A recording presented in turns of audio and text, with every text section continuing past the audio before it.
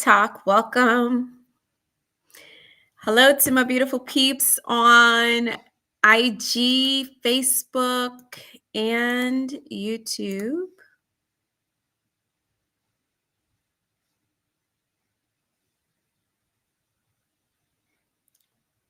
Hope everyone is doing well today. Let me tell you, I feel like we have a lot to talk about.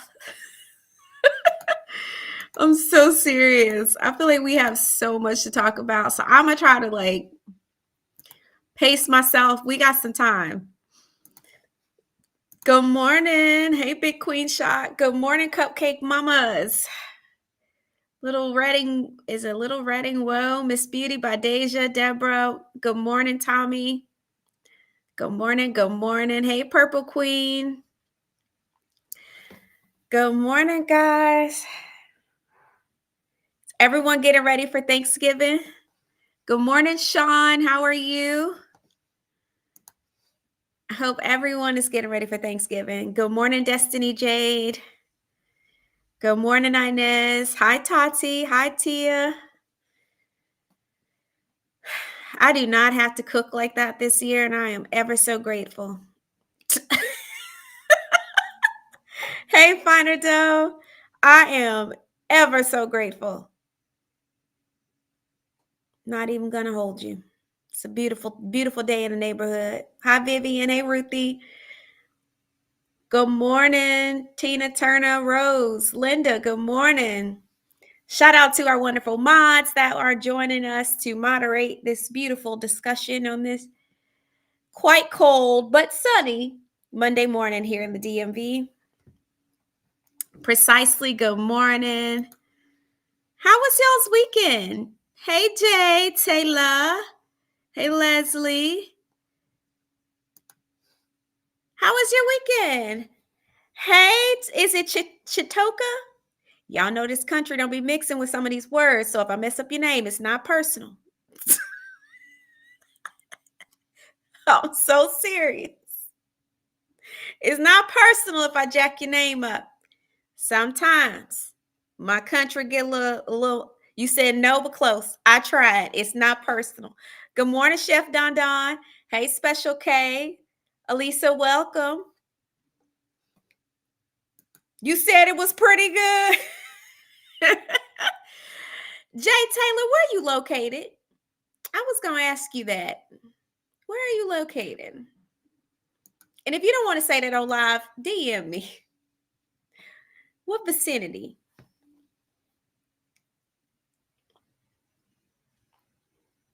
Ciao. Hey, Kathy. It's so much. Like I said, it's a lot to talk about today. Go ahead and get comfortable. If you at work, put your headphones on. Put your headphones on. We gonna be a while. We gonna be a while. I would honestly say this live is probably gonna be about 90 minutes at least. So go ahead and put your headphones on.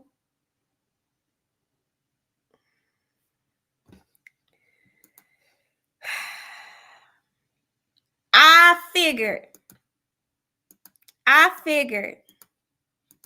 Okay, we'll have a sidebar business conversation. Thank you, Jay. I'll DM you. Ooh, child, me showing my elbows. I just took a shower. I think I'm a little ashy. Jesus.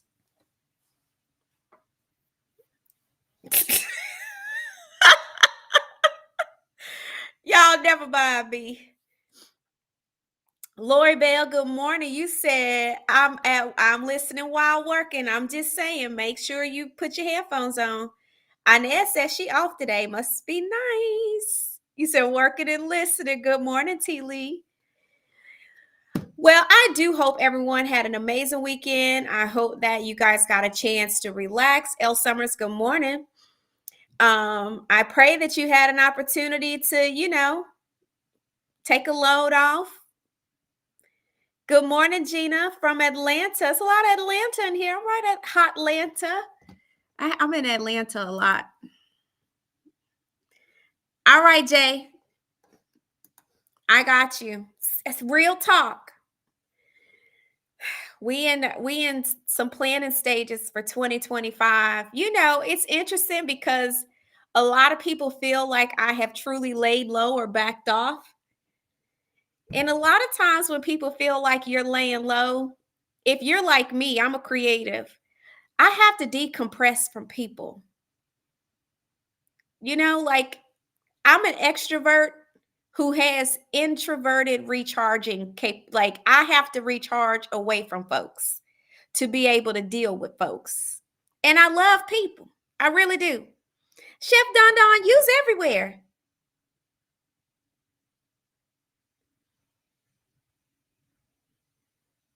You moving like the Lord. I just saw you on YouTube. Now you on TikTok. Baby, don't Chef Don Don is everywhere. Um, but it's interesting. Like I literally have to decompress. And when I'm in a planning or preparatory phase or stage, I literally shut everything down. That means the places I used to go, I don't go. The people I used to hang out with, it's not personal. And I don't have anything against people. I just have to decompress on my own. And you said in the bushes cleaning collards, girl. I'll be right with you here shortly. I'm only making a couple dishes. Anyway, neither here nor there. Let me stay on task. This is what happens to me. All right. So a lot of people think you be being silent, but really your girl is over here working. So that when I do pop out, it's a real pop out. You see what I'm saying? So, I'm having the conversations I need to have because the pop out that is about to pop out is about to be epic. And I want to make sure that I have the right people involved so that this pop out can be executed appropriately. Because y'all know it's nothing worse than feeling like you about to pop out and it don't quite pop. That happened to me. And I'm going to be honest, I can't stand that because it's a waste of my time and everybody's time involved. So I don't have no room for error. In the meantime, the scene didn't air, and I couldn't say nothing until the Grand Dame posted it on her page. I want to be respectful. Hey, Miss Norma, be safe while driving now. Happy Thanksgiving to you as well. So the Grand Dame finally posted, which is Karen from Real Housewives Potomac. That's my boo. So she asked me to be a part of her wig launch, and I was the finale that wore her pixie cut. Now, did not air, so she just posted the scene on her page. I need to post my photos. All that to say, if you guys follow, well, a lot of y'all follow me. Let me figure out how I can word this. If you guys are in the IC Insider community, I was a little heavier when I filmed that scene, but y'all know why. That's all I'll say. Because if you're not an IC Insider, I would be doing them a disservice to go into detail. And if you're not a member of the community, hey, Jeffrey, you said, oh my God, that's me. What's your sign? I'm a Libra.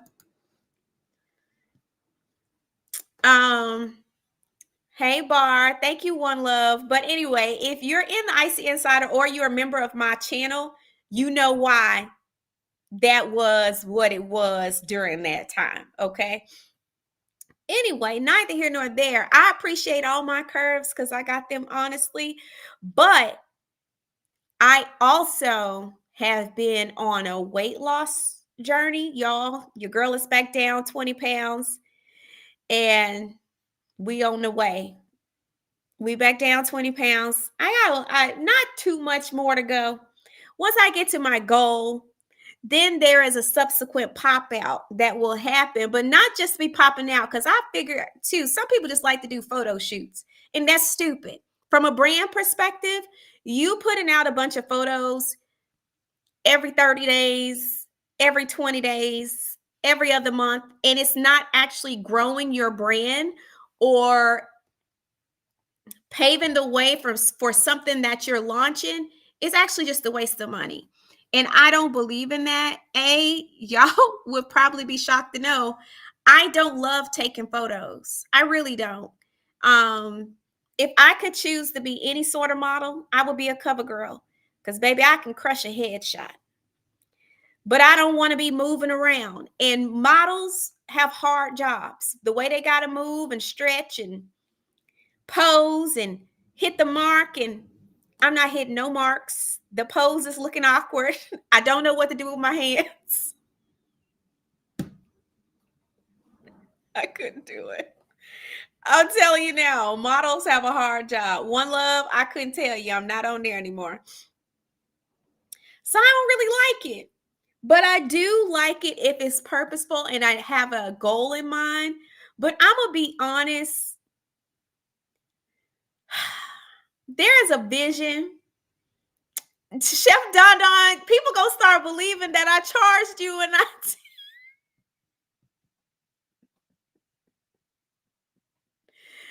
Oh gosh, that's so funny. I really don't. I critique every picture I take, something serious. It's the pageant girl of me. I am a lot harder on myself than anybody could ever be.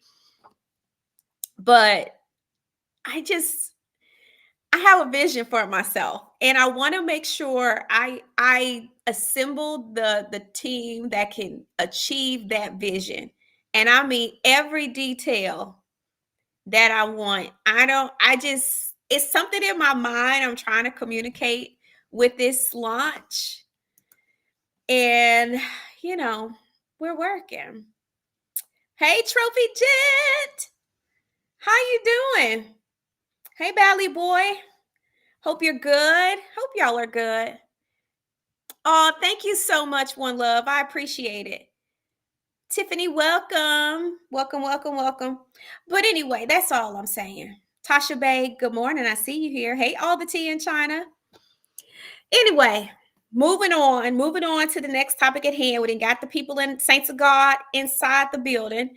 I'm actually going to, because I know the main event is all the foolery, and that's what I'm going to call it, foolery and shenanigans that's been going on with Love and Marriage Huntsville, which honestly was a lot for my mind to process. I'm not even going to hold y'all. Bell Collective was a lot for me. I finally tuned in. Can I just say I love Selena on the show? Team Selena. I don't get ahead of myself. I'm going to hold my mule. I'm going to hold my mule since I'm going to hold my mule, because that baby shower situation is really on my heart and on my nerves. Anyway, we're not gonna get ahead. We're not gonna get ahead, Saints. I promise you we're gonna get to it. We're gonna get to it. Also, and another thing, this situation with Jazzy, her fiance, and this baby mama, girl.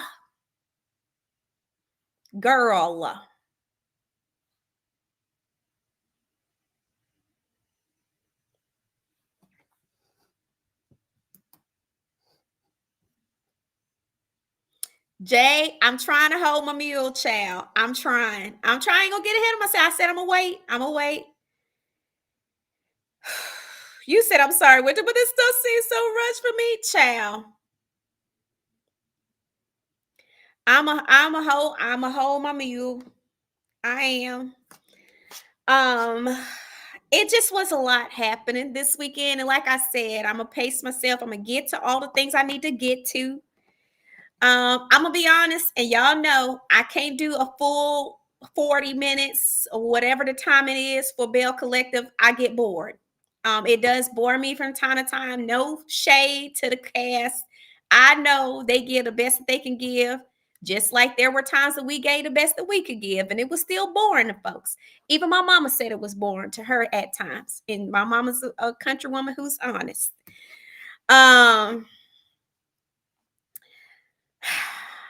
I struggle. I struggle to get through a full 42 minutes of Bell Collective.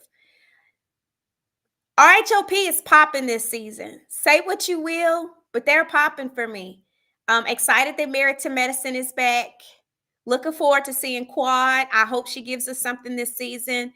It looks like she is, so I'm excited to see what she has to offer.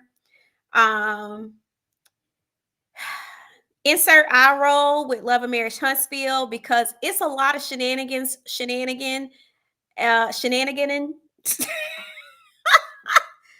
Baby, how y'all sit through a full 42 minutes of that? And it's not for the reason that they're boring. It's for the reasons that it's a lot of BSing. Okay. It's a lot of people doing a lot. Like I said, not going to get ahead of myself. Not going to get ahead of myself. All right, saints of God, we have 107 people in the chat. Make sure you like. If you haven't subscribed yet, make sure you sub. TikTok, we're popping. So we're live everywhere. Good morning to IG. Good morning to Facebook. Good morning to YouTube. Good morning to TikTok. Yeah, girl, a lot brunch bestie, baby. We struggling together. A lot of people are struggling with Love and Marriage Huntsville this season. All that to say, if you have not subscribed to any of my platforms, please make sure you do so. So it's I'm Simply Winter. If you want to get in contact with me for any reason, it's admin@winterwomanland.com. I just want to say thank you to all of my IC Insider channel members. You guys are amazing. And I appreciate you for supporting my growth over here on YouTube. We done went from 8,000 to 8,070 or something like that. I don't even know, but we growing pretty darn quickly, I would say, because YouTube growth can be very slow. But y'all is helping your girl out, spreading the word about our channel. And I do appreciate y'all. All right, family. Whew. You said Love and Marriage Huntsville, child. Where shall I begin? Where shall I begin? Hello, just listening. So, hey, she contextualizes, baby. We're about to get into the get in. So, we're going to start with Bell Collective. Okay. Bell Collective. If you guys haven't been following Bell Collective, we do know that it started. I don't even know what episode we on for real, because I told y'all I'll be watching consistently enough. But when I do, I do. And I just so happen to tune in to the shenanigan that is this baby shower. Y'all do know that they brought Selena in, which is JJ's ex. JJ is now with So Gucci.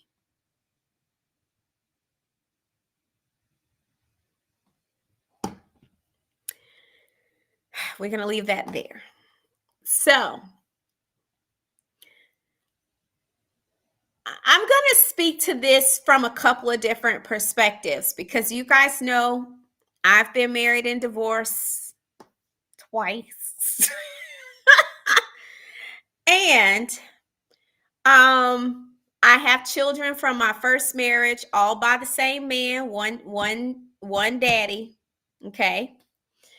And what I will say is, now that I have a daughter who is 23 years old and planning her future, about to walk down the aisle, that may be news to y'all. And Kayla, if I done told your business, I'm so sorry. My daughter is, she's an adult. All that to say, at some point, she will have kids of her own. She will have a life of her own. I would love to think that her dad and I can be on the same page when it comes to supporting her in her new family that she's building. I would love to think that his new wife would not have so much influence on him as a father that he would not show up to his own grandbaby's baby shower. And let me be very clear. Trust me, I know that kids can be a lot when it comes to step parents. I know that they can be testy and moody and temperamental. But the bigger issue is, your child will always be your child. Your blood will always be your blood. And I'm a huge proponent of leave and cleave, because I would love to think that my husband would never choose anything or anybody over me. But I believe there are some situations where your kids need to be the main focus, and your feelings about anything that has transpired or happened in the past need to be set to the side. I'm sorry. I know that his kids have had issues with So Gucci. I know they have had issues with being disrespectful. But So Gucci, I'm looking at you because as JJ's wife, I would be like, look here, my ninja, despite how these girls have behaved towards me, that's your blood. That's your grandbaby. And if I need to stay behind so you can be there for your daughter, as your wife, I demand that you attend. We're going to be the bigger person in this situation because it's some things we don't get the chance to do again. And I would hate to think that one day your grandchild is going to look back at her baby shower photos and be like, Pop, Pop, where was you?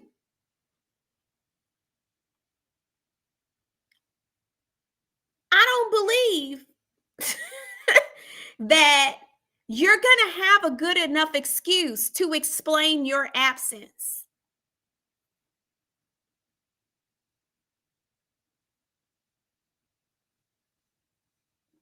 You don't. I just feel like not going to your child's baby shower is something that should never, ever even be up for discussion. Never. Your family is your family is your family. Jay, I'm telling you, it irritated my soul. I would hate to think that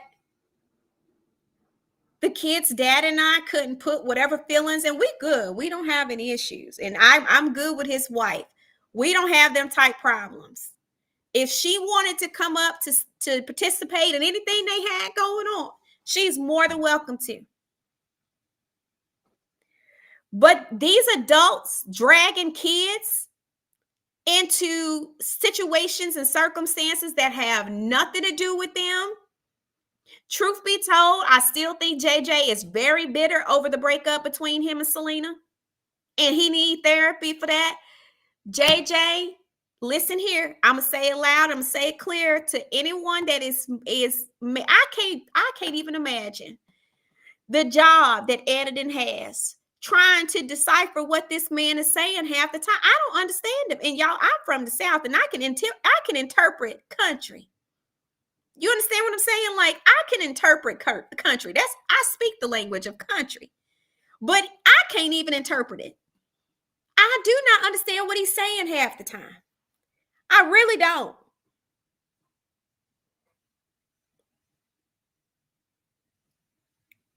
Please get us an interpreter. Give us some subtitles. Can we put that in somewhere? Hey, Miss Ann, can we put a request in? Can we get subtitles? Is that asking too much? Because I don't understand. I promise you I don't understand most of what he's saying. And I do think JJ is funny. The way he explains himself is funny to me. But I still don't understand what he's saying half the time. We need subtitles. But I'm sorry, I can't. I'm all for a man riding for his wife, but this is one instance where I don't agree with JJ. No, there is no beef in this world or the next that will cause me to miss my grandbaby's baby shower. I'm about to make everybody in there uncomfortable. I'm so serious. You don't have to like me. You ain't got to talk to me. I'm about to make everybody in this joint uncomfortable. Everybody about to be uncomfortable because I'm coming. That's seriously how I feel.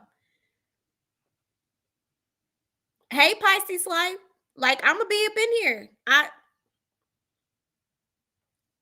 And if I was So Gucci, I would be like, I'll buy the gift for you, but you're gonna go. You're going. That's all I have to say about that. I'm gonna be honest. I'm a struggle getting through Bell Collect this season. I'm gonna tell y'all now. I'm a struggle. And I'm gonna talk about it in spurts when I actually tune in and watch. I just happened to log in, and that's what scene they were getting into. But Y'all know Latrice, my girl. My allegiance is to her, and I love me some Tamra. Those are my boos. So if you don't like Latrice and you don't like Tamra, this is just tune out. We team Latrice. We team Tamra over here. You say he made more of a fuss about his mama staying with them than the baby shower. Talk about it. I just can't respect it. I can't respect it. Your child should never have to deal with the pain of that.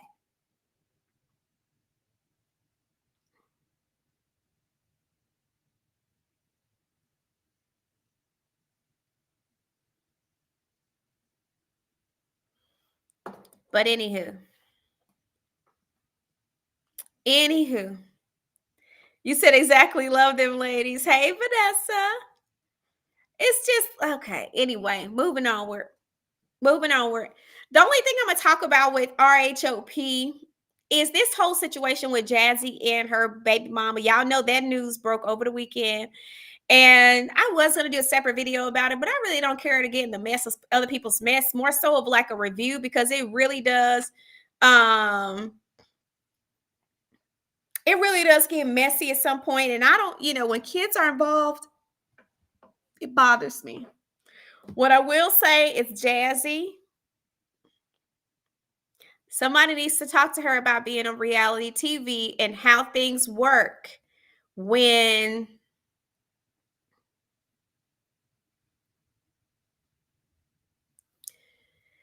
you have a messy personal life.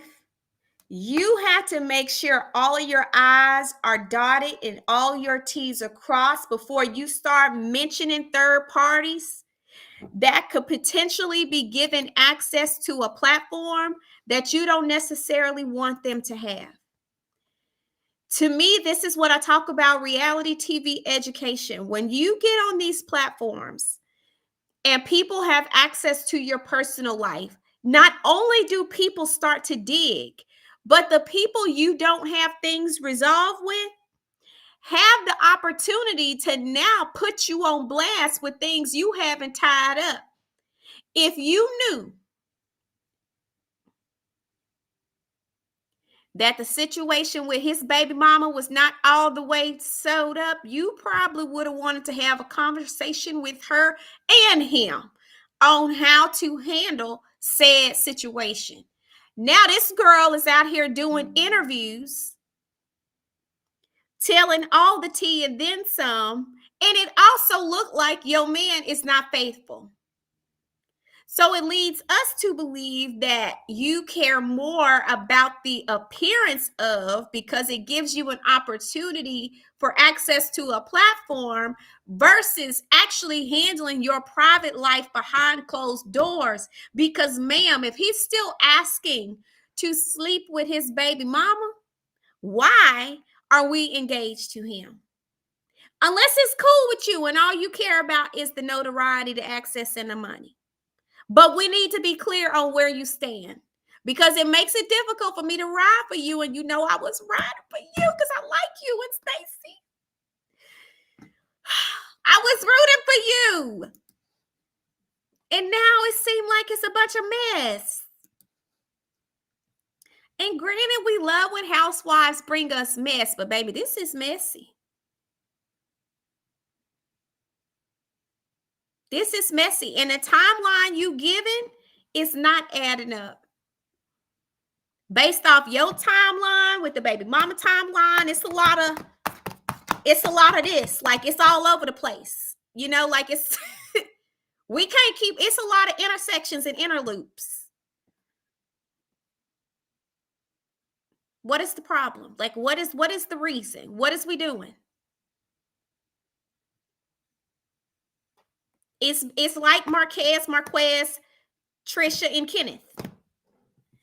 Y'all, I'm sick. Is this like the new reality TV thread? Like, everybody is in some sort of throuple or threesome or triangular situation. We are tired of these storylines. We're tired. We done got Mia Gordon in ink print.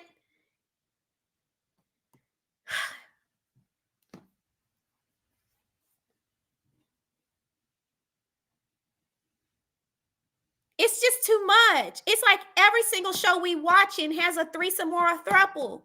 And we are tired. Can I say that? Like, we are tired. And to be clear, we bored. Even though they're not together, we know they're not together. But it's a three's too much. Three's a crowd.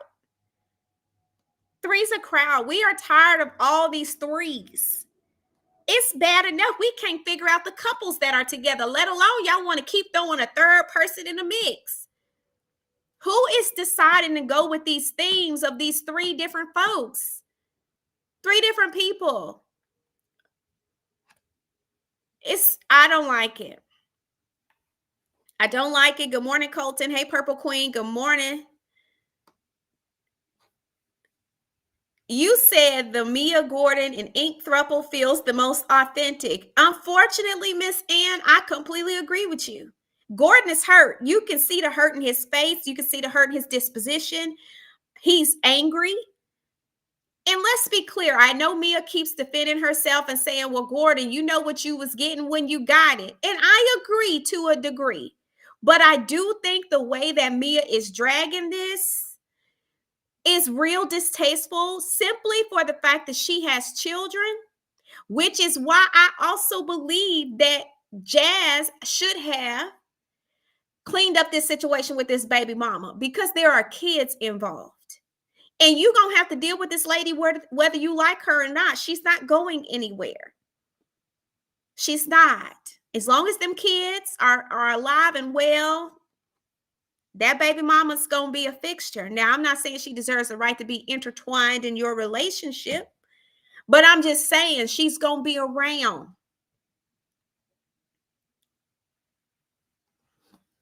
So from where I'm sitting, this whole situation with Jazz and the baby mama, I think the bigger issue is that the baby mama is now in an interview campaign. She's realized that she doesn't get an opportunity to share her story on the show. And I think that's the challenge, is that when you share your opinion and you share an opinion about a third party who's not a cast member, you now give the public and a lot of these bloggers and media personalities the opportunity to exploit their inability to gain access to share their story through the show. Now she's on a campaign. And so now we're hearing her side. And Patricia, I do not disagree with you. They're trying to normalize these relationships that are raggedy in the Black community, because it's, granted, I'm not saying racists don't have a mess, baby, because coming from the professional sports world, Black, white, or indifferent, honey, there's a lot of dipping and low spreading it wide. And married men, child, it'd be a mess. Hey, LaToya, be a mess. I ain't gonna sit here and act like it ain't a mess. Thank you for buying an ice cream cone, Tricky. I appreciate you. You said Mia's the reason Gordon's family took him out of the business. Mia trying to save face and have Gordon looking crazy. There's a level of I don't feel sorry for Gordon from that, because Gordon, I believe, cheated on his first wife for Mia. So some of this is a little bit of reaping what you sow. And let me tell you, karma does not forget. Karma does not forget. I always used to teach this. You only get a choice in how you sow. You do not get a choice in how you reap. Do we understand that? We only get a choice in how we sow. You do not get to choose how you get stuff back. And a lot of times we have the mentality that it's always an eye for an eye. It's not always an eye for an eye. That thing can boomerang and come back in ways you least expected. So a lot of this has to do with the fact that he did not honor his first wife. Now you got a disrespectful second wife. That's just the God honest truth. And she's dragging you in the public eye. I know you probably trying to make the best of it because it's a check. And I'm sure Mia is being paid very handsomely for showing her whole tail on this national television. I'm sure. Sure the money is definitely worth it in her opinion. But there are long-term consequences for this stuff.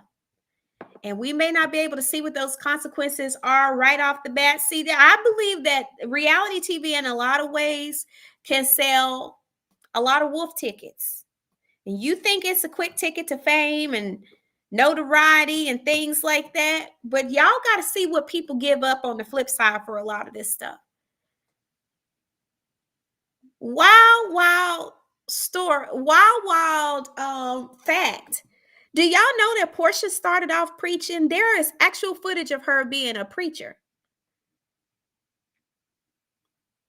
To compare her to where she was is two completely different people. It's amazing what fame will do to some people. And she may 1000% enjoy who she is today, but it is a far cry from where she started. And there's a price to pay for that. As much as she flaunted Gordon, and people were happy for her. I'm happy for love. Honey, if you like it, I love it. But at the end of the day, she is paying a hefty price for somebody she thought was going to add to her lavish lifestyle. And let's be clear, Portia was not the Portia she was when she started Real Housewives of Atlanta, being completely dependent on Cordell. Portia has bank. She has her own money. But she was intentional about flaunting that lifestyle. And now, not Gordon, but Simon, baby, is a thorn in her side. And he's not going to give up easily. He's not playing with her. He's not playing with her at all. So I'm just saying there's a price to pay. And she may enjoy, ain't that the truth? Hot Texas tea. Hey, uppity. Thank you for the gift. I appreciate you. But there's a price to pay for that. There's a price to pay for that. That's right, Gina. She sure did. But these things have consequences. And I hate that we live in such a social media world from the standpoint that we think that everything we see is law. And just because a person appears to be doing well, that they are well, that's not true. Fame has a cost. Fame has a cost. It just does. And I don't think we consider that cost enough. I think a lot of times we see the downfall of it over time, and only time will tell to see the real price that a lot of people paid in efforts to gain a little bit of fame. But this whole Jazz in her back, child, I pray that she get a PR person on the line quick, because this lady is telling it all. Sidebar. It also broke over the weekend. Somebody tagged me in this story. I will not cover this story in its entirety, but someone tagged me in the releasing of Jamal Bryant's, one of his baby mama's child, done her court hearing done went viral. So everybody's listening to it. It's public record. Everyone knows that pastor has, he has a past. But one of the things that stuck out to me was how I think women need to learn to count the costs more. That's what I'll say to this. He's not missing his, it's not because he's missing his child support. We know that this man got a lot of kids. And what I do know when it comes to the court of child support is that all his kids that came before your kid take precedence before yours. So the fact that he hasn't missed any payments, be very grateful. You're not getting a small amount for where you live in the great state of Texas. What you get is a lot. He does owe back. He does, Tawana, but not in her case. I think she wants more money, but y'all have to understand when it comes to child support, it is a very mechanical system, and it's a lot more mechanical than people like to think. Count the costs. That's all I'll say. Count the costs. When you lay down and do the things that you do as an adult, count the cost. Some of these ninjas aren't worth it. I promise you they're not. They're not worth it. Back to the matter at hand. I'm sick of Mia Gordon and ink print. They have wore me out as much as Trish, Kenneth, Marquez. That's all I got to say on that. I'm trying to hang in there because I do feel like Potomac is really good. And I can actually get through a whole episode of Potomac. But I'm really sick of the thruples. All right, Saints. That's all I got to say about RHOP. Oh, and another thing before I move on. Stacy, girl, get this man out your life. Girl, he don't like you. He don't. Ooh, girl, it's hard for me to see a woman be drugged unnecessarily. It's painful to me. Girl, he does not like you. He don't. He doesn't. He won't. This is not about him being so sanctified and holy that he wants to make sure he honors you. Seriously.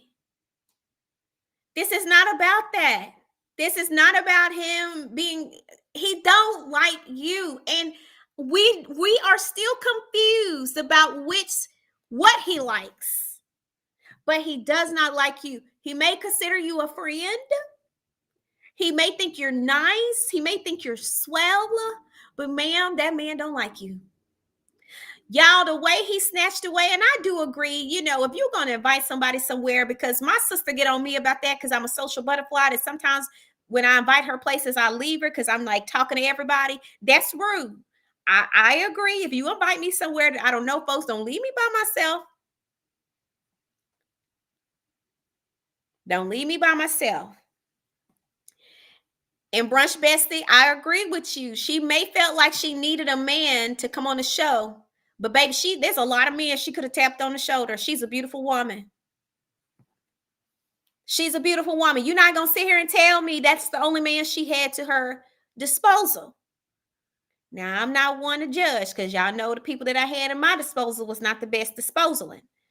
It had to be disposed. But I'm just saying now, y'all know, that ain't no way he's the only person she had. He don't like her. Who gonna tell her? Y'all want me to tell her? He don't like you.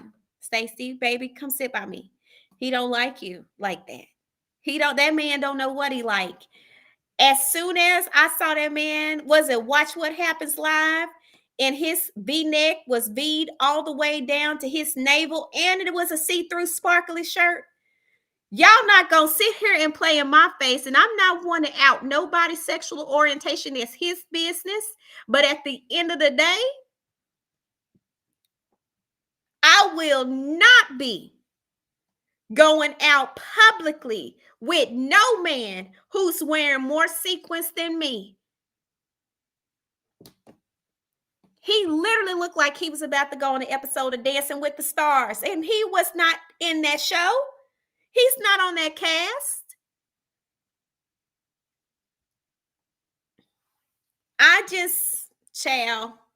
He don't like her. He don't like her. And I don't like to see a woman going through that level of embarrassment when come on now, Jay, I don't want to say it out loud. I don't want to say it out loud, but you saying what I'm saying. You picking up what I'm putting down. He don't like women's no more. Ma'am. It's not about you. She's beautiful. I like her personality. I think she's lighthearted and fun. She's the level of lighthearted / a little fun ditzy, but she's not dumb. She's very articulate. She's nice to look at. Seriously.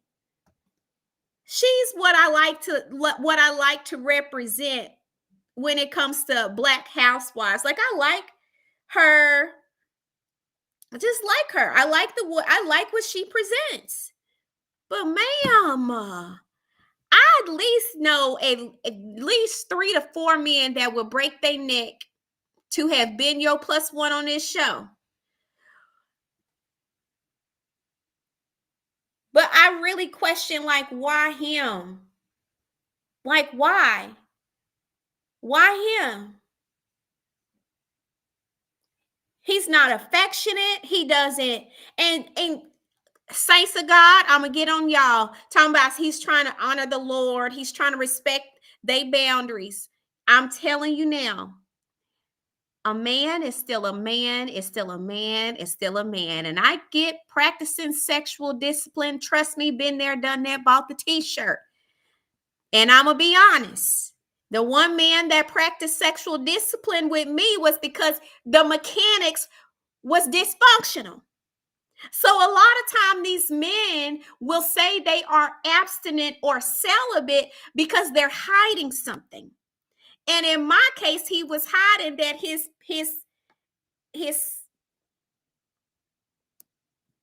the pipes was broken. Okay?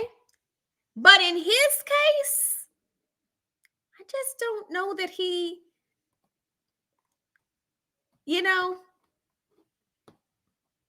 just don't think it's you, babe. I had never seen him be more excited than when he was working with a trainer. Actually. And I'm not here to, like I said, out his sexuality. That's none of my business. And if he says he's not, he's not. I don't believe him. And I'm entitled to not believe him. But Stacey, you're better than this. You're better than this. And I need you to come out from among them, come out from amongst the hidden gardens, and quit playing a mustache for this man and let him be free to be. But it's not your job. You can't save him. He don't want to be saved. Okay? And I agree. He can show affection in other ways, but I still know men that are sanctified, holy, celibate. Well, first of all, I don't agree.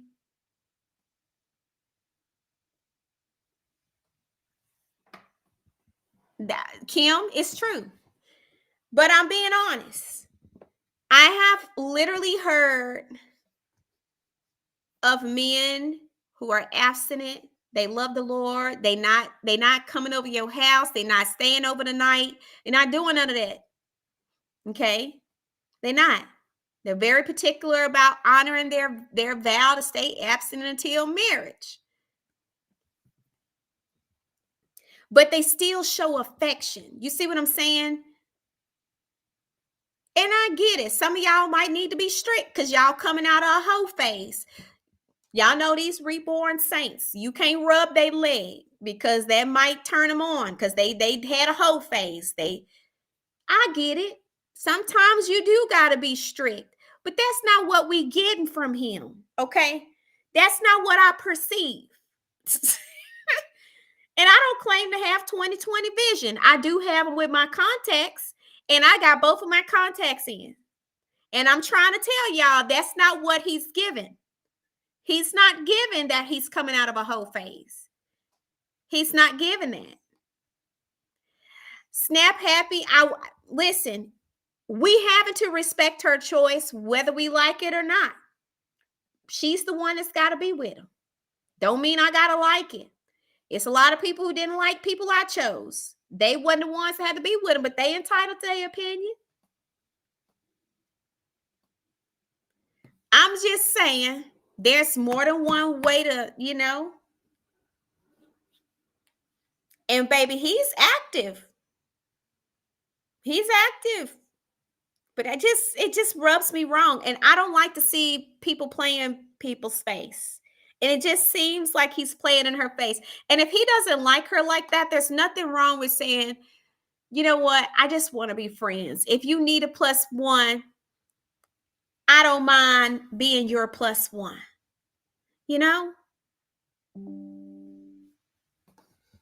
That's my thoughts. Anyway, Stacy, we love you. I stand Stacy. I'm not even going to hold you. I'm a Stacy stan. I love her. Love her on Housewives. I think it was a good casting call. And I'm curious to see what she'll continue to provide as she grows on Real Housewives of Potomac. And Miss Lisa, if her idea is to use this as a storyline, honey, great choice, because this is definitely a storyline. Because I'm gonna be honest, I have met a lot of women who are in Stacey's shoes, who date these men. Baby, I ain't gonna say I ain't want to talk. I ain't want to gossip, and I'm not trying to gossip. But I'm telling you, I have looked at some of my friends who have married these church men, and I'm like, girl, baby, I don't think he like women. But a lot of times, unfortunately, church women be so desperate to get chose, they don't pay attention to the signs. And then when the truth come out years later, they want to be upset. And I want to be like, baby, we all knew this. How you didn't know?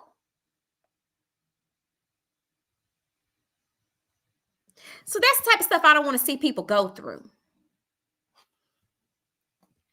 Snap Happy, I just covered that. I actually agree with him. I actually agree with him in some capacity, actually. Kim.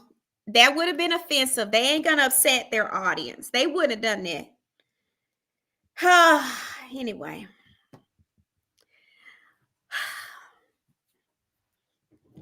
Listen, I'm gonna be honest. I have ran into some men that definitely are questionable. My thing is, if that's what you like, that's what you like, but just don't hide it and drag innocent women into the mix of your confusion. If you want to be confused about what you doing, be confused by yourself. Don't drag an innocent person into the mix of your confusion. That's all I'm saying. And it's a lot of men that, because they haven't come to terms with the fact that they are gay, they will still try to marry these women.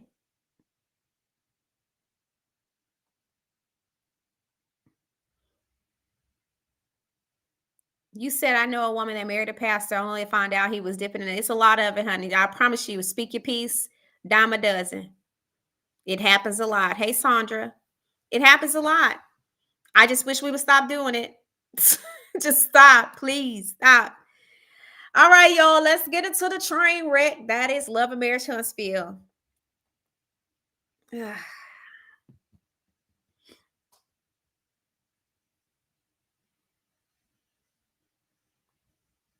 Yeah, musicians are another one, child. But all I know, let me see how you play that tambourine. That's all. Tell me all I need to know. Tell me all I need to know. We getting ready to get into Love and Marriage Huntsville, child. Yes, shout out to our content creators that have stopped through. Appreciate you guys for supporting. Please go support their channels. Thank you, Linda, for highlighting them. Thank you for being here. I would encourage you to go get some refreshments, beverages, things that can help you digest the conversation that we are about to have, because it was a lot that was happening. If you need to take an intermission, I would encourage you to do so at this time. Y'all know the pastor dismissed everybody, so y'all can go to the restroom. Smiles for you. I'm telling you now, baby. Let me see how you work a tambourine. It will tell me all I need to know.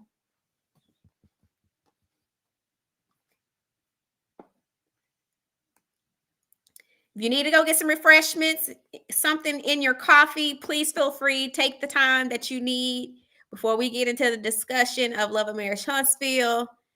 If you need to grab a snack, please go get your snacks. Maybe you about to go on lunch break. Go prep your lunch. I'm going to give you time to do that. In the meantime, I'm going to do a brief commercial. for my services while you guys are getting yourself together and we're getting ready to get into the Love of Marriage Huntsville of it all. If you are looking to achieve your personal or professional goals, we have strategy services that are available for you. Like I said, I have 3 slots left for the 12 weeks, but you're able to do a one-time session only. There are a couple of different options for you there.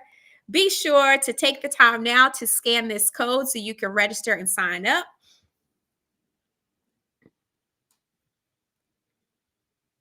And we're going to leave this up for 1 minute and then we're going to get into, well, no, I can go ahead and get into my discussion while I leave this up because some of y'all be messaging me talking so you didn't have time to scan it, child. So let me, hold on 1 second. I know what I can do. I'm going to put this up here for the time being. I will remove it, but it'll give you guys time to scan. Thank you, Be Young. I love you too. Woo, child. Y'all got your refreshments? You said that's the way you feel when you try to watch, baby. I just want to make sure everybody has their refreshments.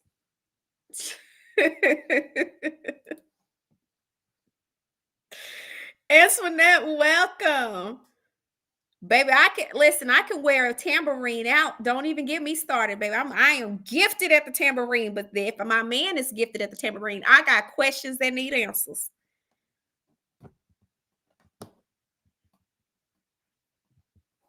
I can tear a tambourine up. I can do a mean tambourine.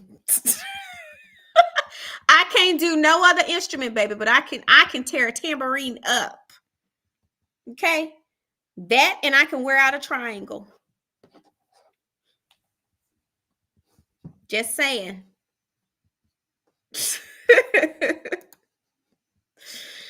Oh, goodness. Instagram. I'm getting ready to cut you guys off. If you want to continue to hear the discussion, I would highly encourage you to come over to my YouTube page. And I'm going to discontinue this live. I love you guys. Have a great and glorious day on Instagram. Bye.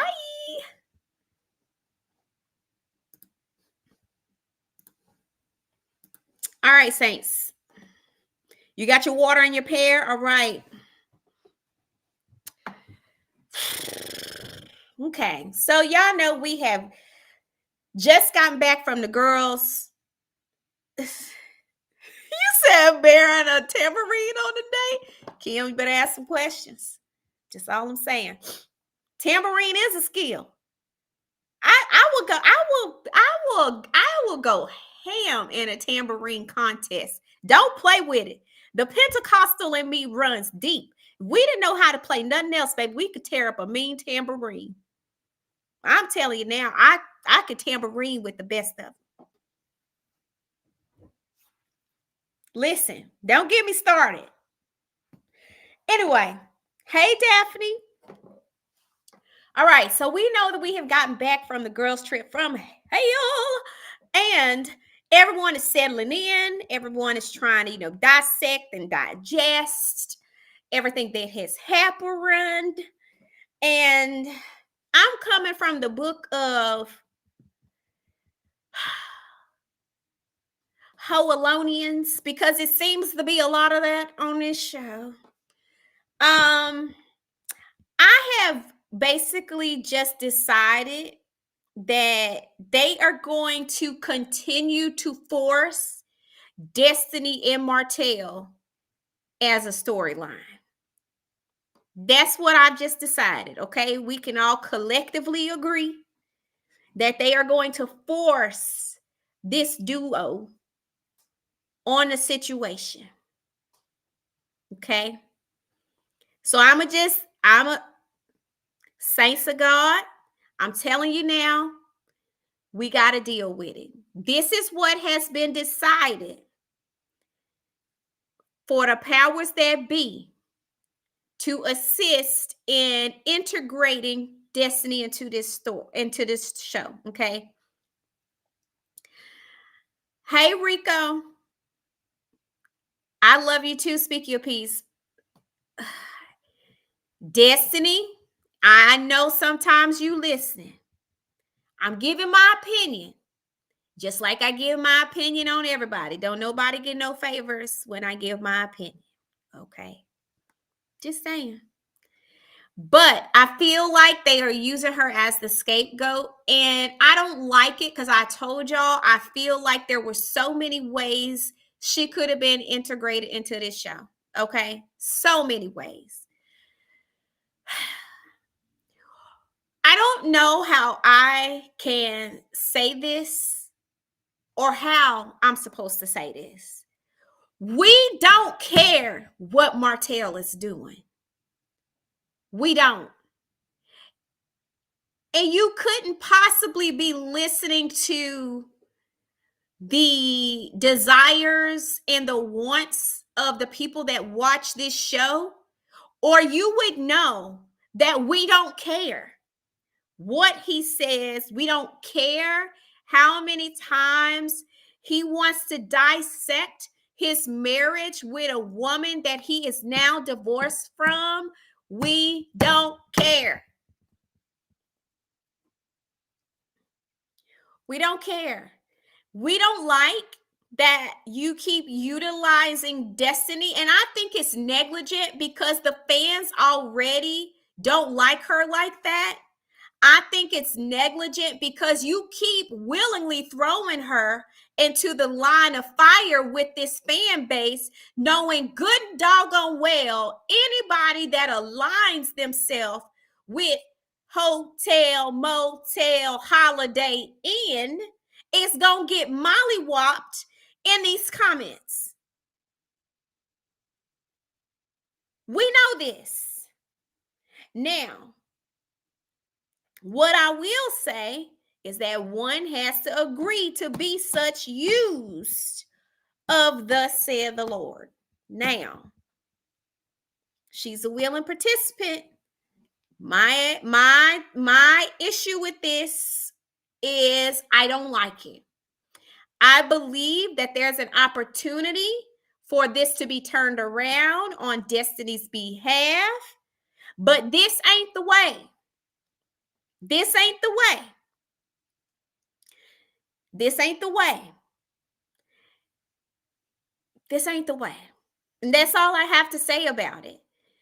And I think it bothers me because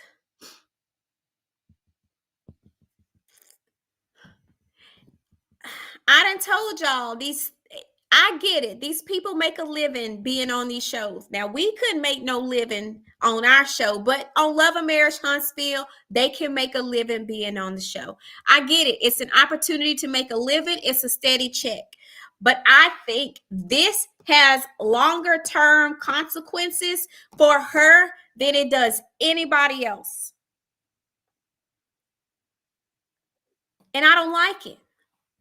And I think when you decide, we're going to talk a little reality TV education. When you decide to be a cast member on a reality TV show, you have to count the cost of whatever you have going on. What is the long-term effect of aligning yourself with certain storylines? You got to be careful of that, because it can affect you long outside of being on this show. And let's be clear, Love and Marriage Huntsville ain't gonna last forever. I believe that Love and Marriage Huntsville is on a way out.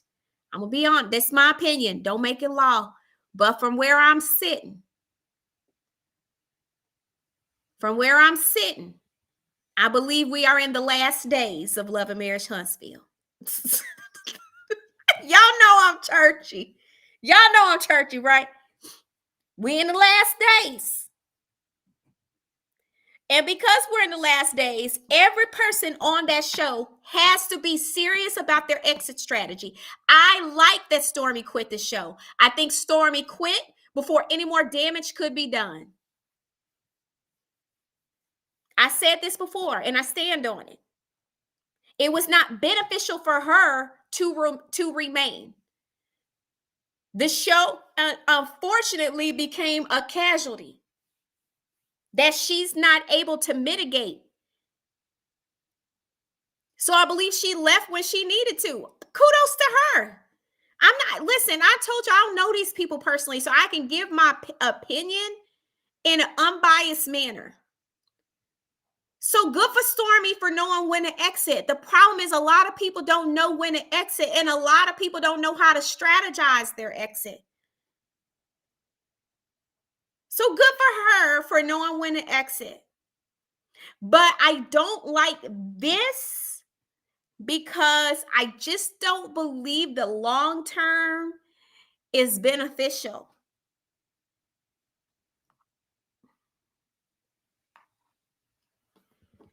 I don't know what happens to a lot of these people once this show ends.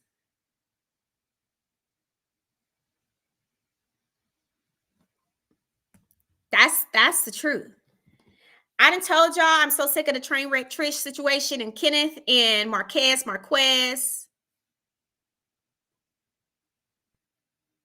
Hey, sweet essence. Marquez needed money to get to whatever they planning. I'm so sick of Ken acting like he donated sperm to these kids. My thing is, fine. You want to be the stepdaddy? Sure. But the way you have integrated yourself as if you were the sperm donor has literally got on my last nerve. And the way that he manages this situation like he the daddy. I don't care if I didn't have $2 to get around a corner. What I'm not about to do is entertain some fill-in for me as my children's mother. Respect they stepmother. She's good to my kids, but she ain't me. And the problem is, Kenneth wants to be him. It ain't possible. I don't care if you take them to school 50 times a day. I don't care if you take them to every extracurricular activity. I do not care if you braid hair in the morning. At the end of the day, them kids' daddy is their daddy. And I'm not saying that Marquez, okay?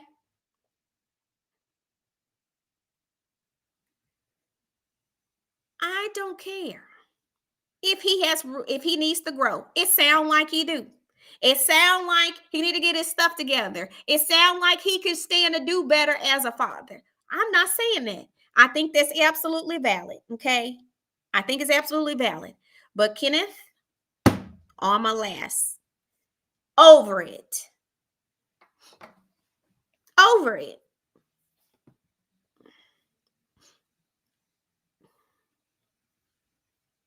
You said, as a step parent, you have to know your place. This is why my kid's mother loves me. I step in with. That's the whole point. And my issue with Kenneth is that it appears to us. Now, don't everybody like to say it's editing, but we are listening to the words that are coming out of your mouth, Kenneth.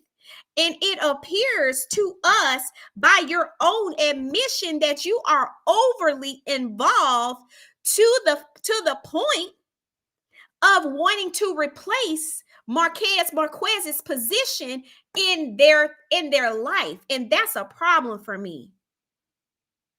That's a problem for me.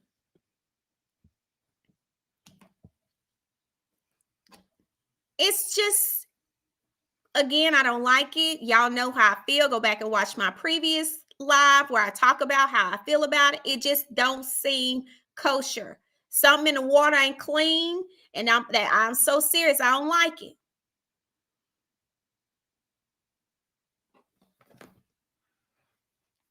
And let me just and this is my thing. I don't like for people to pit Stormy and Mel against each other. Can I just speak to y'all for a second? Do y'all mind? Y'all gonna allow me this space to speak to y'all for a second? Can I speak to y'all about this for a second?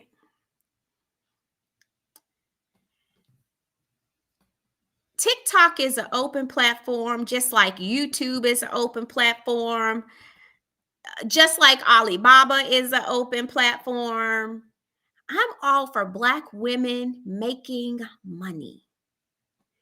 I I don't care if all of y'all carbon copy the same prototype. I don't care if all of y'all utilize the same factory to make your candles and your oils and your hair strengthening products. I don't care. At the end of the day, it is Black women making money. I'm never going to dissect who is using what platform to make money. At the end of the day, these women have children. These women have an opportunity to build wealth for their family. I'm never going to speak against that. It won't be the first time that people have carbon copied each other. It won't be the last. So we need to eliminate that as an argument. Can we eliminate that? There's room enough for everybody at the top. Okay? It's room enough. I had a lady tell me she was thinking about starting a YouTube channel, but it was hard. And so she would rather just watch me. And I said, you know what? I appreciate your support. I appreciate you watching me, but I still would encourage you to use YouTube. Get your butt on YouTube.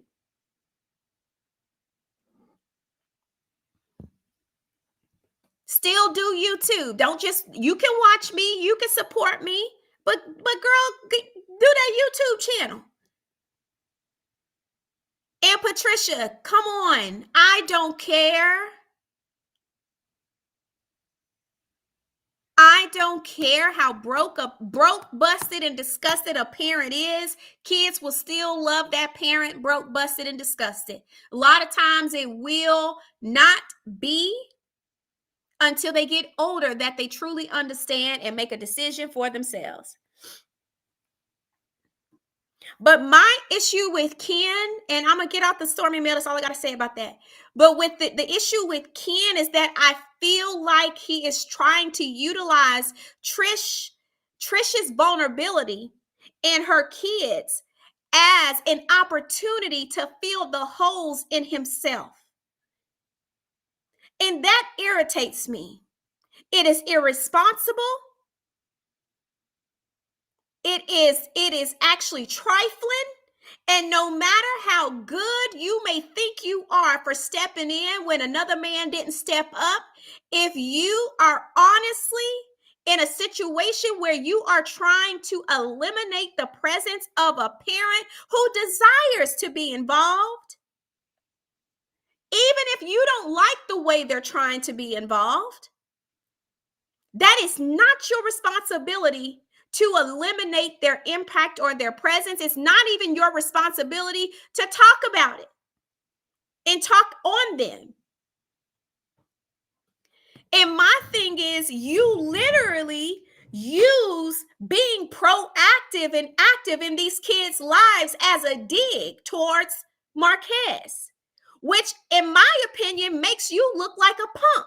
Because as a man, you should consider that your public confrontation, your public discussion of their father, let me tell you how kids perceive, just to help some of y'all out that might want to be as backwards as Ken appears when it comes to dissing or talking bad about a child's parent, biological parent. When kids hear you badmouth a parent that is their biological parent, what you are communicating to them is that you actually have a problem with half of them. So for as much as you think that you're saving the situation, you are actually doing more harm than good. And Catrice, I don't disagree. So you can't tell me how good you are. You cannot speak to how much you have come in and done when the one thing that you need to be responsible for is how you handle their biological parent you suck at. Well, we're in a much better place. Well, we don't see that. And quite frankly, you should have disagreed with being a part of a narrative that made it appear as if you were against their biological parent. Because in some aspects, you cannot use editing as an excuse. They don't put a gun to our head. They don't. I just don't agree with it. And you can listen, you can be Captain Save-Up all you want to. There's no winners in this situation. And I'm looking at Trish with 3 and 4 side eyes because you as a woman shouldn't allow it. Aw, thank you, Thea. Thank you. Thank you, thank you, thank you for gifting. I can't respect any woman that allows a stepdad to come in and badmouth the biological child of her children when, sis, you're still married to him. Let's be clear. You're still married to him. So we're not even talking about some ninja you don't mess with no more that left you and your kids. Baby, you still legally married to this man. And Thea, you're coming in on a hot discussion. So if you're lost, I'm not. I hope you're not lost. We're talking about Love and Marriage Huntsville, child. Baby, don't nobody watch Detroit. I don't mean no harm, but don't nobody watch Detroit. And if you watch Detroit, it's like a handful. And I told you I love the cast of Detroit, but a lot of people don't watch Detroit, so I really don't recap them. Nothing against them. I love the cast, but you know. So I just, like I said, Kenneth, stop. Just stop. Octavia, thank you for your Cash App. I appreciate you for supporting the channel. But it's crazy to me. And I think for me as a woman who comes out of a blended family situation, like I said, I was married to the children's father for 15 years. Y'all, we've been divorced 9 years, or divorced 8 years, separated 9. He has a wife now. I like her. We don't have any problems. But I also love that she's always respected my position as the children's mother. She's never tried to insert herself. Child, baby Thea, honey, You got to come to my YouTube and rewind this live, baby. I done already went in on Mia, Mama Mia. Her and Gordon irks mine. That whole situation, baby, irks my entire life. And speak your piece. I think that's the nastiness I don't like, is that it comes across on TV like you don't want them to have a relationship with their dad. You want your kids to perceive Ken as the main father figure. And I'm a keep it a buck. He ain't never nor will be them kids' biological father. So you can try, but you ain't never going to be Marquez. Not to them kids. They may love you. They may respect you. They may honor you, but you're not their daddy. The lie detector determined you not the father. Hey, call me Aaliyah. You're not the father. So let's not do that. Please don't do that. Anyway, moving onward. Moving onward. Next topic at hand. Okay. Well, I don't feel like we're getting very much from Kimmy and Maurice, and I really don't feel like we're getting that much from Tisha and Marceau. So I really don't have much to say on them. I just don't have much to say on them. I just don't feel like we're getting that much. And if y'all feel like they're giving that much and I'm not seeing it, please, help me see it. But I didn't see it. So I'm gonna skip them. The whole let me rewind.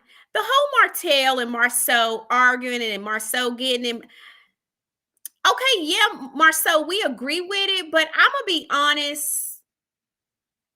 It felt staged. I really don't believe it. You said you're about to make me watch the show, Thea. Chow, I'm telling you, make sure you have a bottle of wine next to you. It requires it. Um,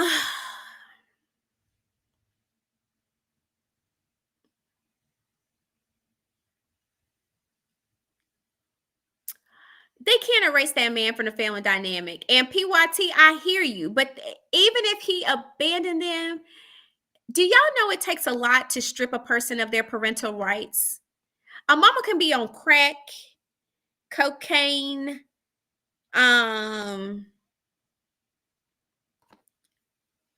literally, there's a lot that it takes to strip a parent of their rights. Even if he may have disappeared for a while, it is not enough for the courts to strip him of his rights. And if the courts won't do it, neither should you. That's all I'm saying. But yeah, the whole Marceau holding Martell accountable, 11 seasons too late, sir. I can live without. I really don't care. Marceau should have held Martell accountable 11 seasons ago. All this time, y'all was in the good old boys club. Now all of a sudden you want to get in his behind? Don't buy it. It's given. Producers were like, y'all got to give the people what they want. Sure, Martell went along for the minute. You sis, I probably do talk too much. Oh, I do talk too much. Queen, now y'all know this. But literally, I'm like, sir, you late. That's how I feel. I feel like it's a late holding of the account. Now, Martell's fireback of saying that Marceau is just as guilty as he is. Sir, you late too. You're honestly late as well. Like, if you was gonna call Marceau out, we needed this 11 seasons ago. So to me, this is why I say that it doesn't feel authentic, because y'all doing stuff that y'all should have done like season 4 since season 5. You see what I'm saying? Like, this is the back and forth we should have had 3 seasons ago. And I feel like y'all are trying to give us the juice that we would have wanted then, but we don't care about no more. So it really didn't feel like it was a real argument. It seemed like they probably shook hands and dabbed each other after the scene. Y'all do know we do that in reality TV. Some of us will be friends as soon as we get through arguing. Now, I've never done that, but some people do. Hey, Bastella. Some people do. You said they need to stop the cheating over there. It's no concrete evidence on Marceau's account. I've never seen it. Now, Martell has a living, breathing, so we know his was real. You said, Winter, my nephew, child mother, tried to keep him away from his kids, only for her to catch an abuse case and lose custody of her daughter to him. God don't like ugly. Come on now. You got to be careful about that. Got to be careful about that. So, okay, done with that. Moving onward. So, oh boy. Nell and Mel. Nell.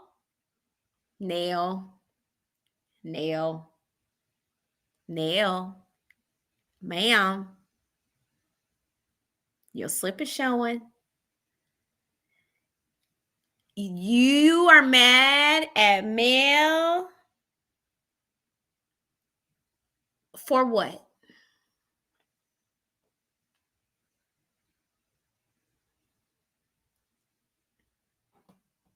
I really want to know.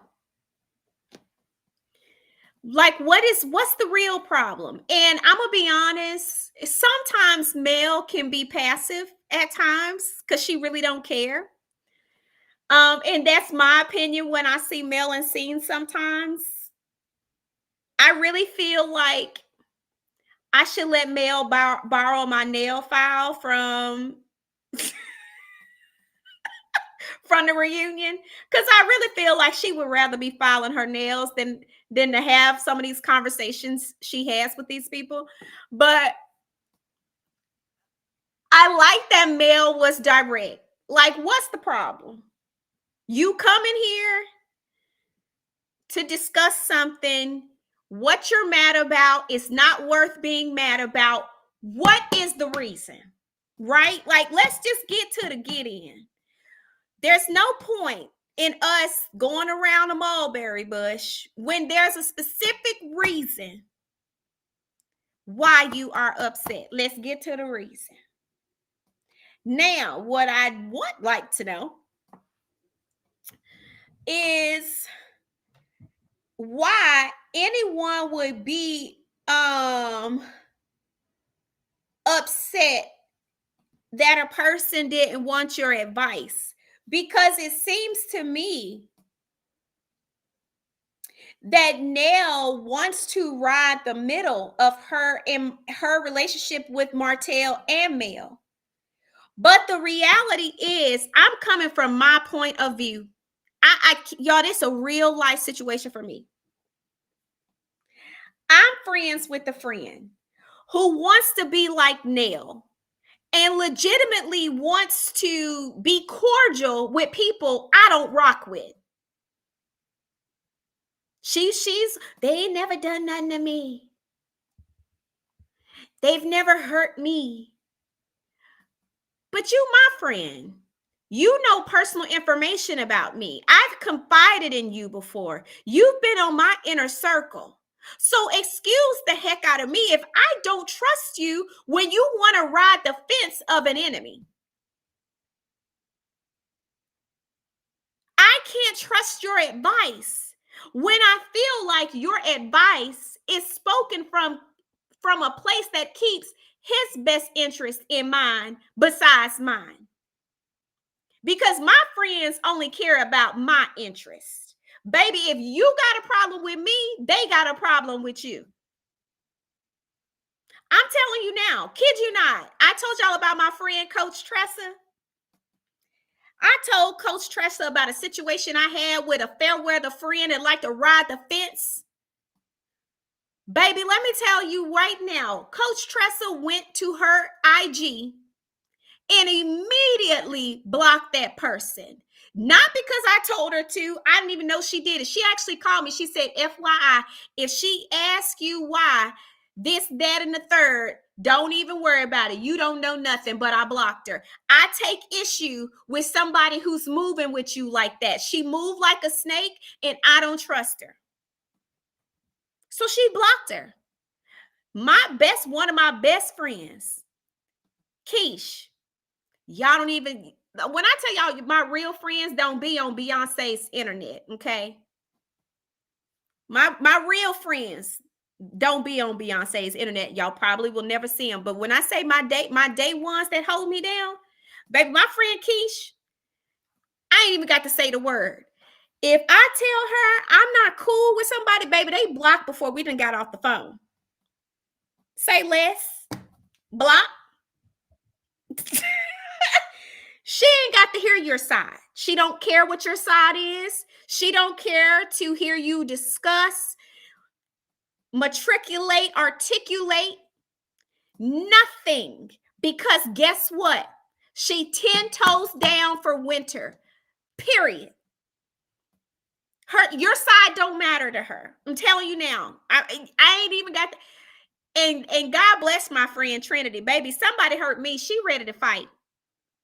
She's my fighting friend.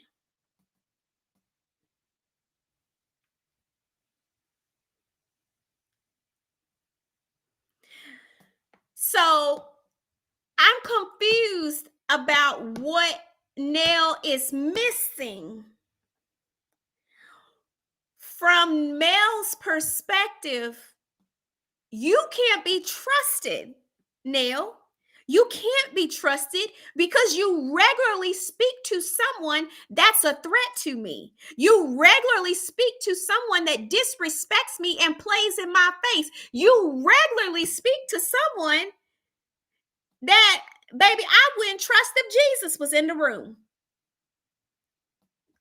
I'm confused about what's the confusion. And I'm not saying, listen, Nell, you a grown woman, baby, you can be friends with whoever you are friends with. But let's be clear. Let's be clear. All of our choices have consequences. All of our choices have consequences. I'm telling you now, if you choose to be friends with my enemy, you have chosen not to be my friend. And I'm not talking about people who I had, an issue with here and there. No, you legitimately know that these people have tried to ruin my reputation, drag me, drag my family, be a threat to no. You choosing to be friends with someone I consider an enemy, you have chosen not to be my friend. It's really that simple. I can't consider you a mentor. You're not mentoring me towards anything that I deem as mentorship. Nothing you're saying is helping my growth when I don't trust you. And I think, excuse me, this is essentially what Mel was getting at. This is what I think. I think Mel was like, okay, you know, y'all are teaching me how to treat you. And I think in a lot of ways, Mel can be misunderstood. I'm not here to negate whether or not she's messy or not. I told y'all everybody on reality TV is messy, which would include Mel. She messy from time to time. I'm not absolving her of that. But I think when it comes to the real life dissection of these friendships, saints, I think people little by little are showing Mel whether or not these people are her friends. I'm sorry. Destiny couldn't be my friend. You can't be that close with somebody I don't rock with. I'm not mad at Mel for not being Destiny's friend. I think I commend Mel for being cordial.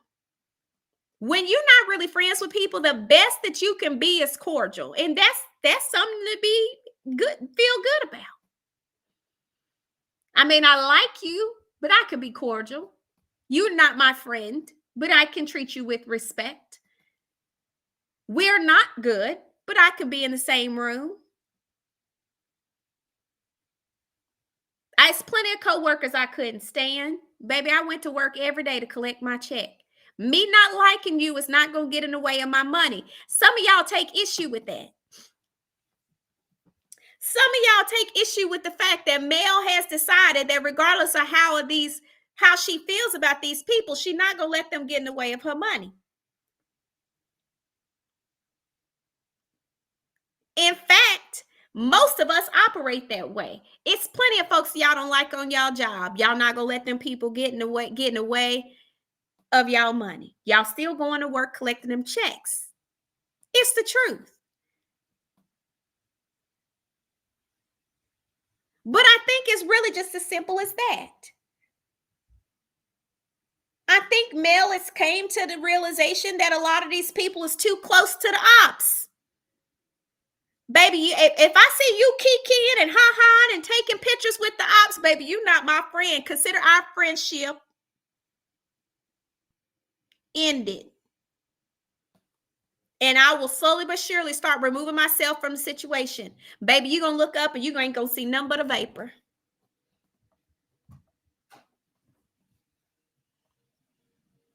And it's okay if Martell has friends. Nobody's telling y'all that Martell can't have no friends. But I'm just saying that don't expect for Mel's friends to be Martell's friends. That's unrealistic. Me and my ex get along because we've come to the end of our disagreements. That don't mean that we didn't have them.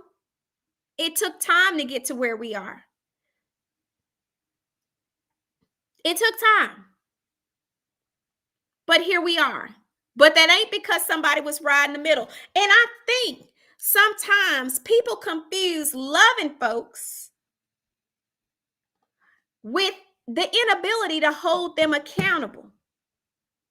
Let me tell you what I will always respect about my ex-husband's god sister. This is his god sister. His mom and her mom have been best friends since junior high. Her and her mom lived with their family for a period of time, like they grew up together. When his god sister found out that he had stepped out on me and we were getting a divorce, I immediately assumed that everyone connected to him was done. I cut everybody off because it's like his family is his family. His friends are his friends. I have my friends. I have my family. We gonna move on with it. No problem. She called me. She said, Winter, you're not gonna cut me off. I love you. You're my sister. And I understand why you're doing what you're doing, but baby, I'm with you when you're right. And what my brother did was wrong. She said, I will never try to get in the middle and carry stuff back and forth, but I would love to maintain a relationship with you because we're friends. And it would hurt me if we couldn't be friends anymore. She is the only person in my life that has kept her word. And we have never had an issue. Never. And she went to him. She said, by the way, me and Winter still going to be friends and you're going to have to get over it. I'm not giving my sister up because you decided to act the fool. I love you. I'll always love you. But I'm going to still be friends with Winter. I think if Nell had the ability to showcase that, it would be different. But baby, that's not what we're seeing. That's not what we're seeing. We're not seeing that indifference from you. We're not seeing those boundaries from you. We're not seeing that you can be loyal at all times. We're not seeing that. So excuse the heck out of Mel for not trusting something that she can't trust because you ain't showed us that. And you ain't showed us that. And we just watching, baby. I can't only imagine being up close and personal. I can't trust it. I let go of every friend who couldn't choose. And I didn't even ask them to choose, but I let people show me how they was going to move. And I think a lot of people take issue with the fact that Mel allows for people to show them how they're going to move and she responds in kind. See, a lot of people, I'm going to preach right quick for a minute because somebody might need this word. See, people sometimes know that they moving funny. But what they hope is that you don't notice that they moving funny so they can maintain proximity because the proximity to you benefits them. These people often get mad at you when you start to respond in kind because you actually see what they think you don't see. So I think the issue is that a lot of people don't understand or realize that Mel has actually been responding to what she sees. Not in efforts to be right, but sometimes things are just what they are. And if you're showing me that I can't trust you, baby, we don't need to have no discussion about it. I'ma just move like you moving. And I'ma respond to how you're moving. And it doesn't always require a conversation. Some of y'all are responding with a conversation when you honestly should be responding with action. I'm going to help somebody today. See, this is why I'm going to tell y'all now for people that want to sign up for my strategy services, this is how I talk to people. And I try to break it down as plainly as I can. Because I don't want it to be no confusion. I don't want you to be confused. We're going to get clear understanding and clarity. Okay? Some of y'all want always to have these conversations when the conversation was the action. You don't need to discuss with anybody when their action has showed you how you need to act. I'm not going to sit here and ask you why you move like that. I'm not going to sit here and try to figure it out. I'm not going to dissect and sift through and ask this one, well, what you think she meant by that? And what you think she was trying to say? And do you think she actually meant that? No, sometimes exactly what you meant is exactly what you did. And I'm going to respond to what I saw. We asking too many questions and we don't have enough action for me. There's a lot of people that's got my absence, not because of something that they said, but because of what they did. And I just simply removed myself once I saw the action. I'm not going to ask you no questions about why you was over here doing what you did. When I saw it, I acted. And my action was to remove myself. My action was to remove my presence. I'm not sitting here dissecting no conversation. Well, can we just talk? No, we're not talking. That energy can be spent on things that actually serve me well.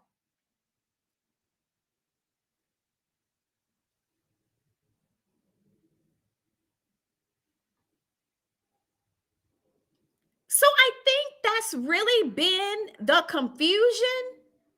And that's what has people confused. A lot of y'all are in these unnecessary dialogues when the action is already communicated enough. And now you just need to respond with your absence. That's it. So now they say Mel has a stank attitude. She's condescending. She thinks she's better. When I'm starting to think or peep that maybe Mel has just started paying attention and responding to what she sees, there's no discussion needed for that. You're not going to piss on me and tell me it's raining. You're not going to say you for me when it's clear you're against me.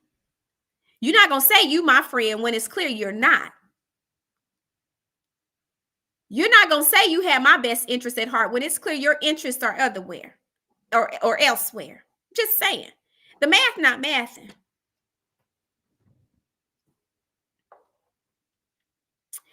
Those are my thoughts. I'm sure some people don't like it, but I don't care. This is what I think. It's my channel. It's my platform, and I can say what I want to say.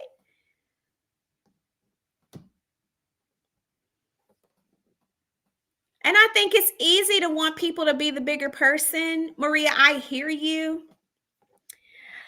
But I'm going to be honest. This was my issue on Love and Marriage DC. I got tired of being the bigger person. I got tired of being the bigger person. And I got tired of being the person that was blamed for issues I didn't start. I got tired of being the one that needed to apologize for injuries I didn't create. So I think a lot of what we're experiencing by way of Mel is that Mel is sick of this. She was like, I am tired of catering to all y'all's feelings, all y'all's thoughts, y'all have been in my face doing this, that, and the third, and I said nothing trying to be the bigger person. But the issue that I have with a lot of people who want certain people to be the bigger person is that when we get sick and tired of being sick and tired and we finally pop off like you probably been deserved a long time ago, now we the messy ones. Now we messy. Now we got an attitude. No, I just got tired. No, I got tired. No, I mean, if everybody gonna be speaking their mind, let me just speak mine, baby. What we waiting on? What we doing? I just being the bigger person gets old. It gets old being the bigger person. Ain't no trophies for being the bigger person sometimes. Do y'all know this? I teach women all the time, and sometimes you got to advocate for yourself. And that means stepping on some toes. That might mean offending some folks. But sometimes being the bigger person is at the expense of you, and that's too expensive.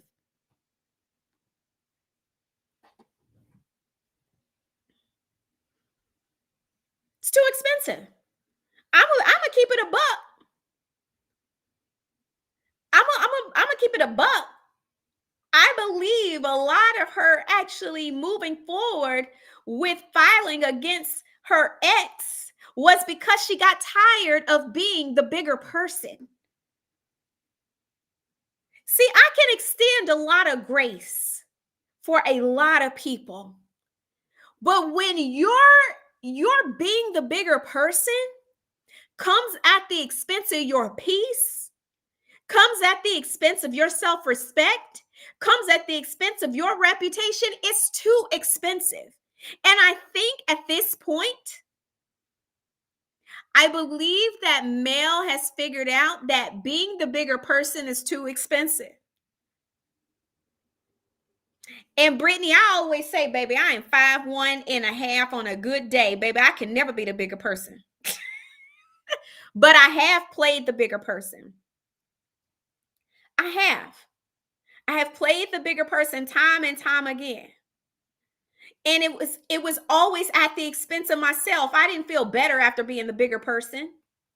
I didn't feel more of a woman. I didn't feel more respect. I didn't feel more energized. All I was drained and mad about it. Shout out to the 3 people that have scanned the code. I look forward to working with you. I was drained and I was upset. And you know why I was upset? Because that being the bigger person was at the expense of me. It didn't benefit me. It didn't help me. I didn't get no gold stars for being the bigger person. And then the other caveat of that is that in the midst of it, I'm telling you, this audience base growing the way it has created another beast that a lot of them didn't prepare for. But can I just, people may not like this. They may not like this, but I'm going to be honest. Everybody has the same 24 hours in a day. Everyone has the same 365 days in a year. Everyone has the same amount of seasons. Just like everyone that has been on this show has had the same opportunity to build the same audience. Everyone on this show has had an opportunity to build a loyal following. Everyone on this show has had an opportunity to build a business that was profitable. Everyone on this show has had an opportunity to create a lane that was just for them. You do not get the right to antagonize and villainize a group because someone such as Mel excelled at it.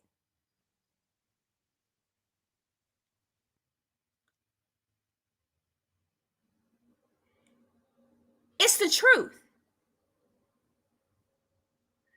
So I think in the midst of fighting a lot of these battles online, what I have observed and noticed about Mel is that she has an uncanny ability to be in the mess, but not of the mess.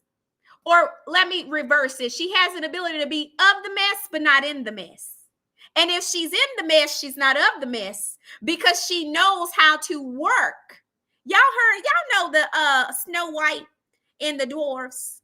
The whistle while you work. Mel knows how to whistle while she works. See, a lot of times people pause to get in the mess. But what I've noticed is that Mel never pauses her business and her growth while she's in the mess. So that's why I say she's of the mess, but not in the mess. And some of them need to learn to be of the mess and not in the mess like Mel so you can continue building And in the midst of them relishing in the mess, she built an empire that now far outdoes a lot of the chatter that would throw her off. See, the thing is, when it comes to public battles, this is what I know just from being in media. Good or bad press can work for you or against you. Your ability to navigate bad press and have it work for you has a lot to do with your ability to keep pushing and keep growing through the mess.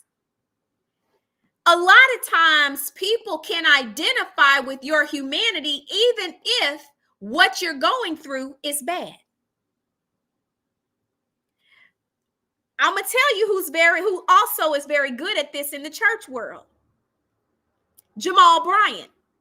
For as much as people hate him, this man makes about $47,000 a month. That means he's still making money in the midst of people talking about him. And I think that's the thing that throws a lot of people off about Mel, is that in the midst of y'all talking about her, she's continuing to grow and expand her business because she's mastered allowing for the mess to work for her. Those who actually excel in the public eye are the people who have allowed for their mess to work for them and never to stop their grind in the midst of the mess. Jamal Bryant has built a multi-million-dollar business. Mel has built a multi-million-dollar business. You know what these people have in common?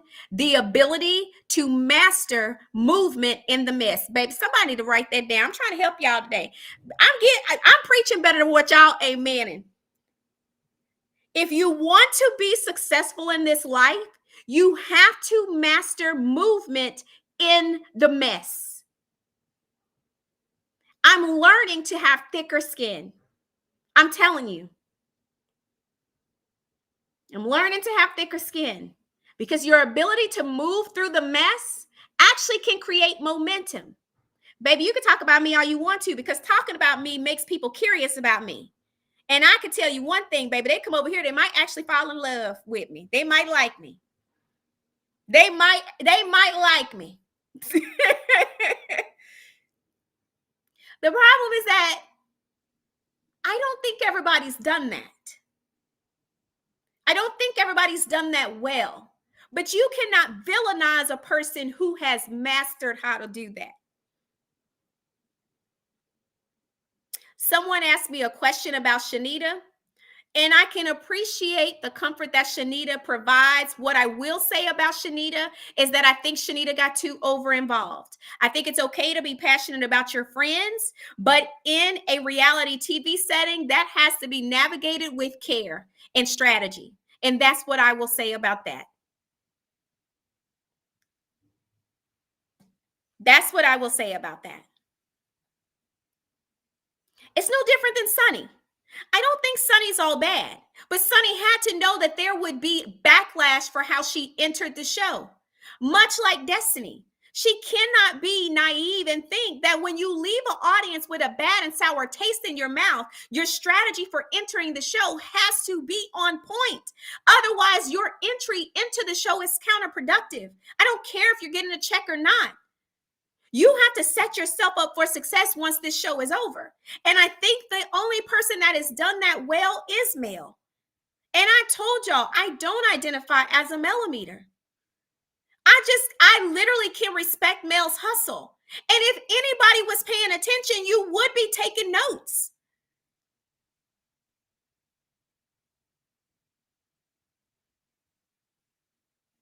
I respect what she's built. And I think if they paid, I'm just telling you. I think Love and Marriage Huntsville, it's on its way out. I think Mel is preparing for life after Love and Marriage Huntsville. And if they are smart, they will be doing the same.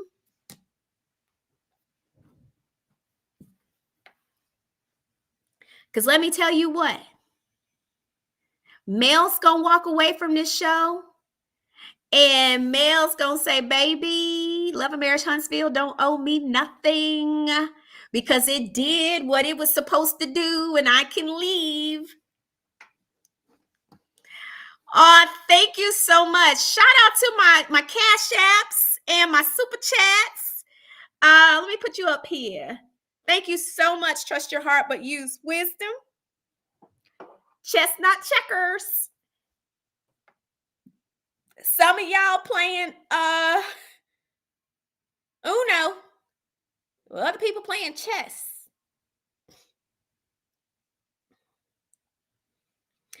Cece, interestingly enough, I think people are caught up in being famous.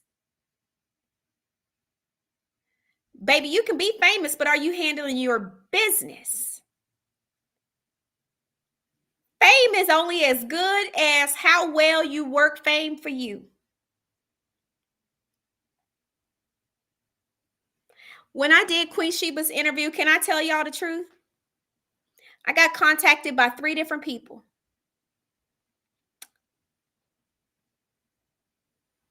Queen Sheba reached out to me, DJ Richie Sky reached out to me, and another person I can't name because she is famous and she would kick me if I said it. They all reached out to me and said, Winter, you belong on YouTube. I know things might be tough for you right now and you're going through a lot, but if you're smart, you will get on YouTube. That's your future. That's your next. That's going to be the next place that you give yourself a platform. Your voice is powerful. You need to be on YouTube. Y'all, I was hurting. I was going through a lot personally. If you're in my Icy Insiders, you know I was going through a lot personally. I was going through a lot health-wise. I barely had the strength to go live.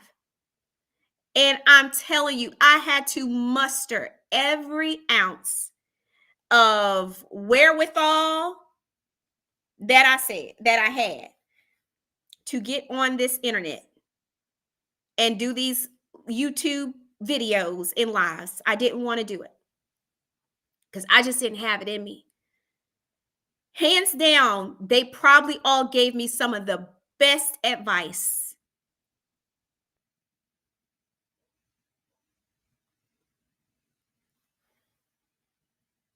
You got to use this while you got it. Because you may not always have the attention of the people. There's a prime opportunity for anybody on these shows to elevate, grow, and evolve and build. I used to teach a class, and it was specifically for my builders, people who wanted to build something meaningful. The best time to build is when people are actually mocking you and on you, and when things are negative. Negativity has the ability to build momentum quicker than positivity does. Have you guys ever noticed how scandals put certain people on the map? It's some influencers we would never know if it wasn't for a scandal. The best biblical example I could give is Job. Noah, excuse me. Wrong person. Noah, even though Job went through it, child. But Noah's a great example of this. People made fun of him. People thought he was crazy. And Noah just kept building. They thought he was stupid. You talking about people who ain't never seen rain. So people are like, Noah, what in the world is you doing? Child, why is you building this boat? Don't nobody need no boat, child. Rain, what you talking about? Rain. You better build when people got something to say. That's the best time, baby. Keep talking. God, baby, the more people talk about me, the more I talk. Go ahead and drive these people on over.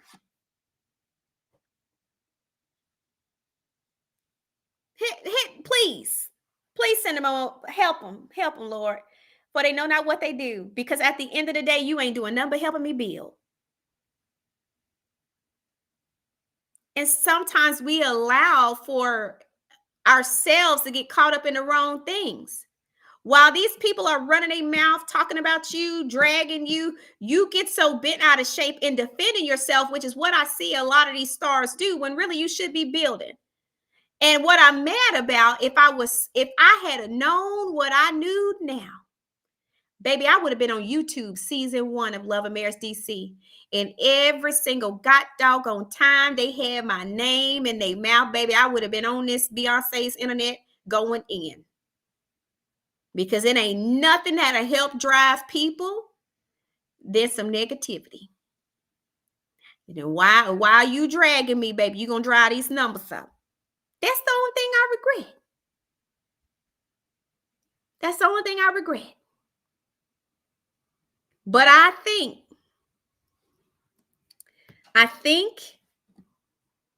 we're going to learn a lot once Love and Marriage Huntsville is over. Mark my words.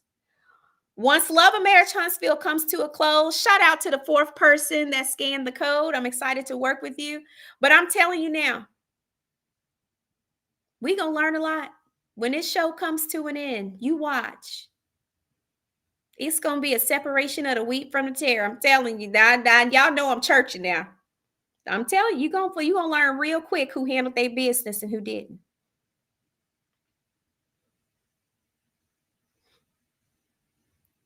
You right about that, Des. Talk about it. Well, Saints, we done been on here 2 hours. I told y'all it was going to be a long live. We done got through all we got to get through. We done had an inspirational moment. We done talked about all the things. It's 1 o'clock. I need to get my butt off of here because I done got about 3,000 messages. Woo!